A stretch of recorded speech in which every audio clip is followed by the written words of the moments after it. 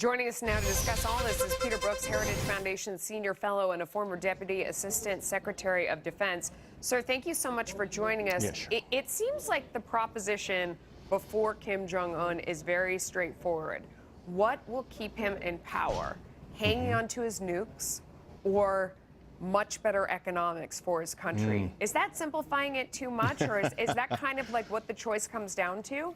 Well, yes, in a way, but he doesn't want it that way. He wants both, right? Wouldn't it be great if you were North Korea and you could keep your nukes?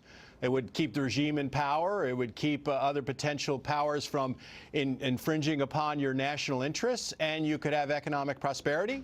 So, Yeah. Melissa, I think he wants both of those, and he's going to be reluctant, as people have said, to give up his nuclear weapons because Sure. people pay attention to North Korea because it has nuclear weapons. Otherwise, it's a third or fourth world economic power. But he is going to the extreme of, I mean, the grip that you have to keep on people when you're starving them to death in order to stay in power at the same time that the rest of the world wants you to give up your nukes.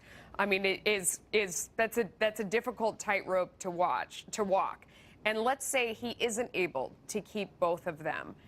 Could the president convince him that he's better off with economics over over hanging on to his nuclear weapons or even advancing that program? Could he convince him that he could keep power through economics? That's certainly possible, and I think that's our hope. I mean, this has been something that's been pitched to the North Koreans in the past. It hasn't necessarily been pitched to Kim Jong-un. It's been pitched to his father and his grandfather. They have not taken that up.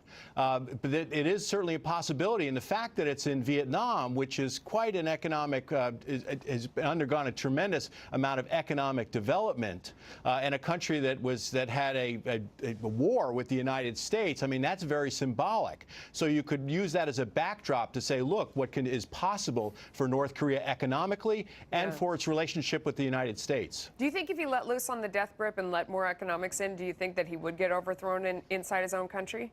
That's his concern, isn't it? I know, but do you think, yeah. what is your opinion?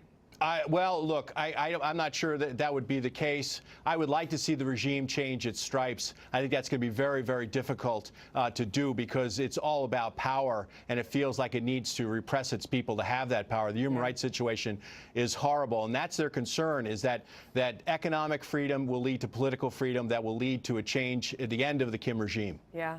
Peter Brookes, thank you. Appreciate your You're time. welcome. Thanks In for having me. the meantime, while the president